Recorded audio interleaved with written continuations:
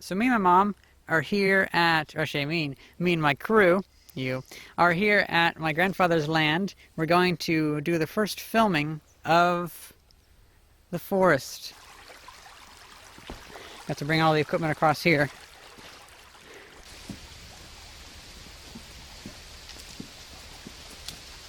That's a really big tree. I just now noticed that. So guys, here is my new Bolex H16 16mm camera. It's a silent camera, but it also came with a case and it's just pretty cool. I figure I can probably record the audio separately with my Zoom H1 microphone, so having it silent is not that big of a deal. The main thing that I really like is that these are pretty much like bulletproof machines, because like these are used by reporters and journalists for since the 1930s, so they're pretty reliable, and I figure I'd rather have something that's reliable, maybe only does one feature like filming and not audio, but I'd be able to have it last longer. Well, it came with a case, which I think is pretty cool, but there we go. So I've also ordered myself some Agfachrome 200D from Spectra Film and Video. They had the best deal, and I thought they were pretty good. So I got 4 reels. Each reel is 100 feet. 100 feet, that comes in a daylight spool, so I could technically load this in daylight, but I think I might be able to use a jacket in reverse. I think I can just put the camera inside the jacket, zip it up, close up all the holes, and put my arms through the sleeves, and that can act as kind of like a dark room, mostly dark room, for reloading the film. That way I don't expose the first like 2 or 3 feet of the film. Well, I've already loaded the film into this one, as you saw in the previous video to this, and I have it all set up to where I can film with it. So it came with this grip. It's kind of interesting. This is made in Switzerland. This is made in Denmark. That's kind of cool. And the box is really cool. I'm really happy with the box. It has tons of these little compartments and whatever that just open up. Now, on the bottom of this Bolex H16 camera, there is a normal tripod mount, so I was pretty happy to see that because I could just use a normal tripod with it. And whenever you have this pistol grip on there, it just uses, it just hits the button like if your finger was there. So that's pretty cool. Now, when I was out in California, I picked up this tripod. I think it was in California. Was it in California? I don't remember. I think so. Yeah. Yeah, because we shipped it back. Right. Oh, I got this when I got all the other film, Mm-hmm. the Leonard Nimoy films. That's what. So I'm really happy that this fits on here really well, and it seems to have a really deep thread, so you can really screw the bolt in there really far. It seems to go in like further than the length of my thing, so I could get a longer bolt if I need. And it's overall it's pretty heavy. It's so cool. So now with that out of the way, we can focus on the camera itself. While doing this video, I'm actually filming 2 videos today. So the first one is going to be the actual video series that I'm doing right now, but the second one is going to be the film. So I have 4 reels. I'm wanting to use at least 2 out here, see if there's anything neat to film.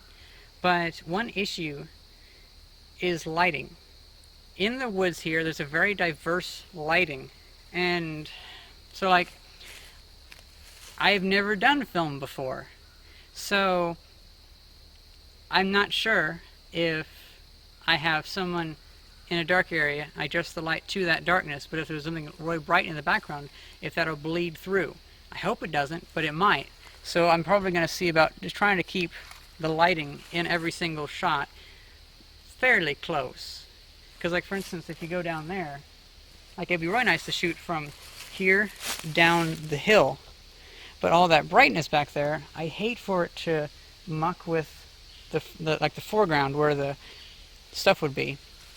But lighting aside, I think filming outside will be really easy because there's plenty of light, and there's plenty of adjustments like the shutter, and then there's like the actual film speed itself, and there's so much stuff you can do.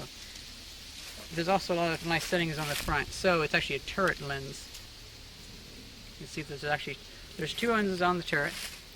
Right now it's on the zoomed lens, which goes down to... I'm an idiot when it comes to like most of this camera stuff. My terminology, I don't know the terminology other people use. I understand it. I just, like, I'll say something and people will be like, oh, that's not how you say that. Well, anyway, the lowest F would be 1.8. People will definitely correct me in the YouTube comment section, that's for sure. And this one goes down to 2.8. So out here in the shadow, I'm only needing like, because it's a really, really nice fall day, I'm only needing like 4, like f4 or whatever. So both these lenses could definitely do that. But I'm thinking if I want to do any inside filming, I would definitely need some very intense lighting. Whenever we have this, probably just going to put this under the...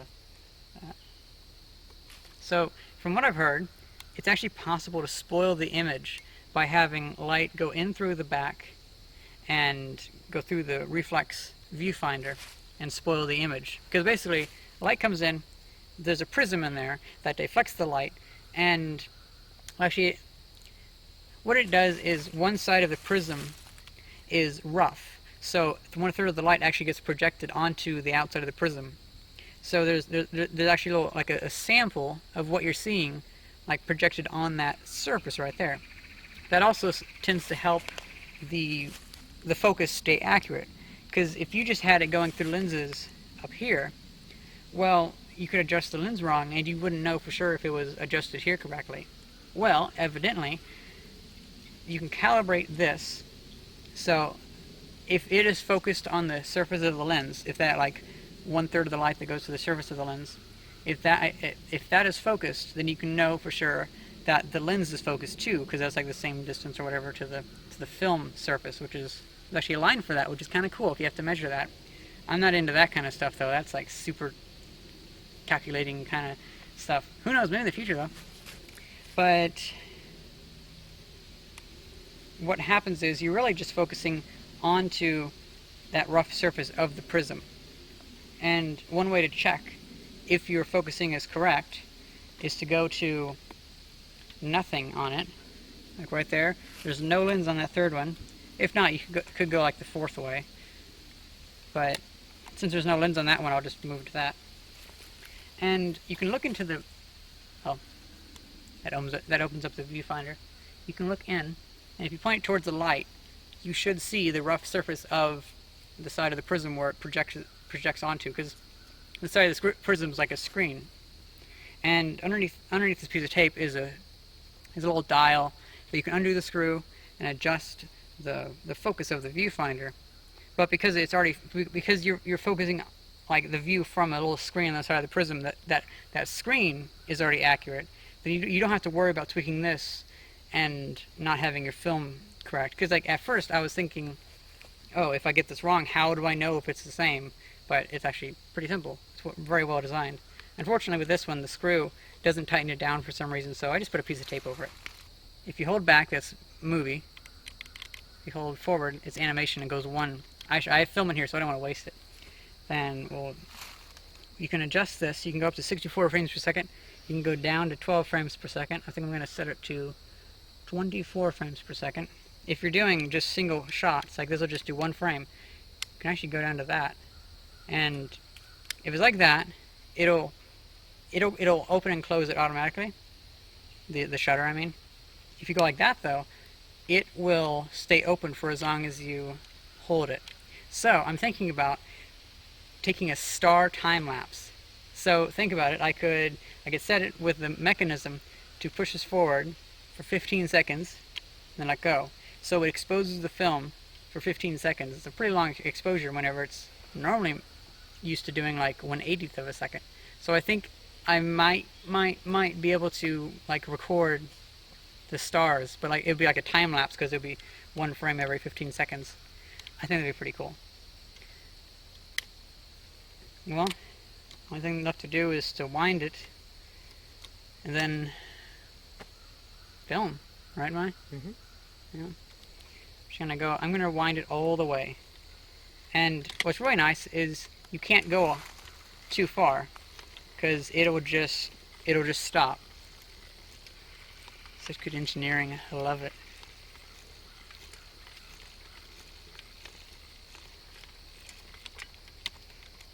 This thing looks so fucking cool too. Oh, I guess that's one other thing. Speaking of good engineering, check this out. This little handle. It's the best idea I've ever seen when it comes to like a folding handle. It just has this little arm that you can hold it up, or if you don't want it, there we go. Unfortunately, one issue is the viewfinder little cup itself, because it's just really hard because it's really tiny and you feel like you're gonna poke your eye with the piece of metal. So I'm gonna make a little rubber cup that'll go around that. You can buy them, they're like $40, and most of them are really old. So I'll just make one. It'd be easier. Do what you do a fade. Well, how do you do a fade? Because you know the thing on the side? Yeah. You would keep it down and move it up. This thing is up. This thing? Yeah, so up means it's all the way on. But you have it down and then move it up. That's like closed, open, slowly.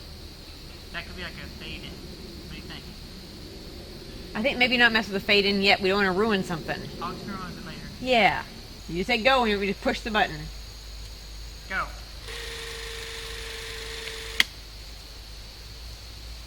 I think we should go a little bit longer afterward this time, okay? Okay. So do it again.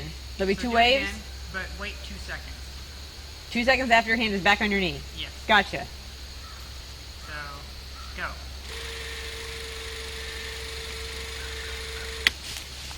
Oh, right, yeah. Still sitting down there. Okay, so let's move it forward now. Okay. You go sit up there. I think the f-stop should stay the same, but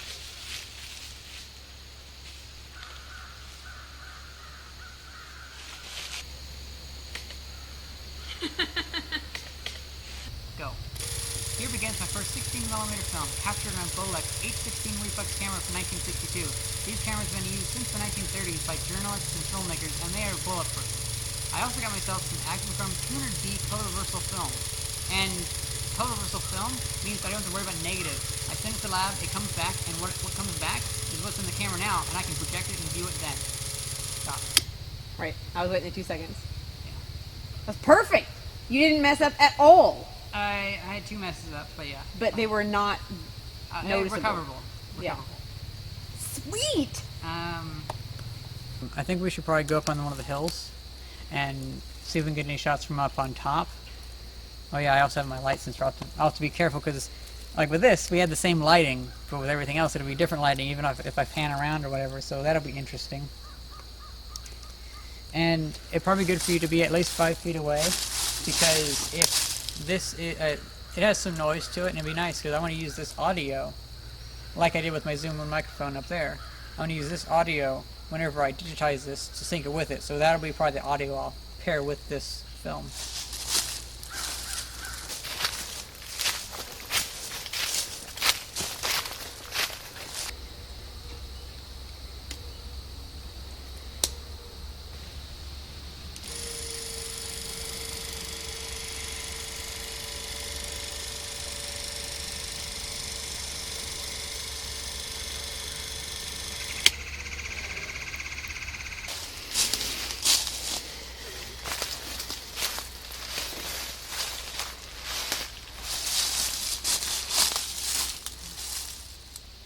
I think having those out of focus would be kind of cool. What do you think? Mm-hmm. I agree.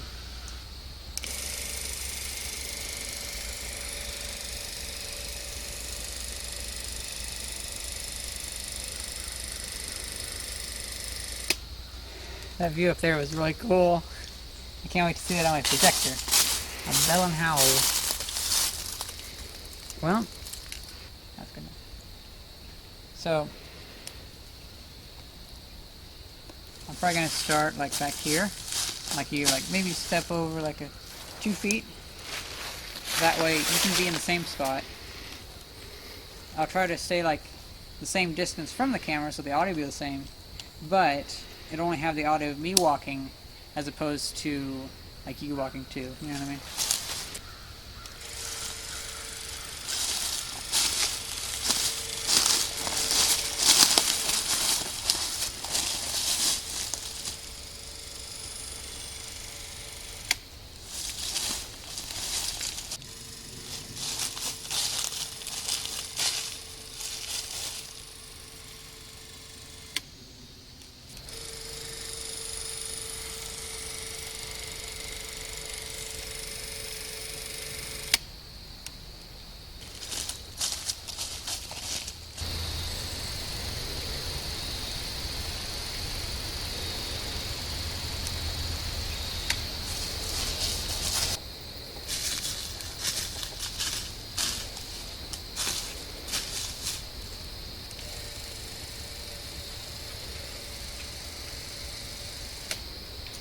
You know, come to think of it, I like how deliberate this is. Like when I recorded that, I just kind of record whatever.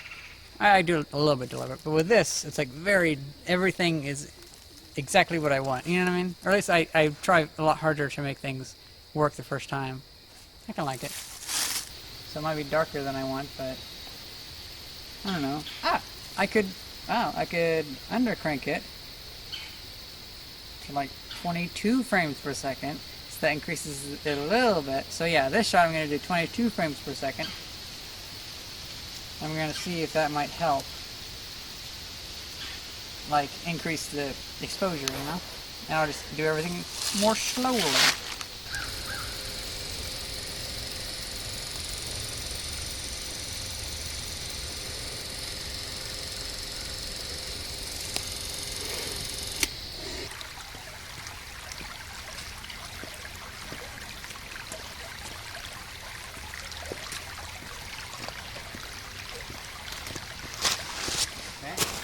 So it looks like we're at almost 100 feet.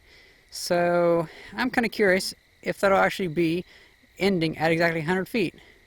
So I think I'm just going to kind of film until it ends. Just viewfinder check real quick. Right centered. Cool. Viewfinder closed. And go.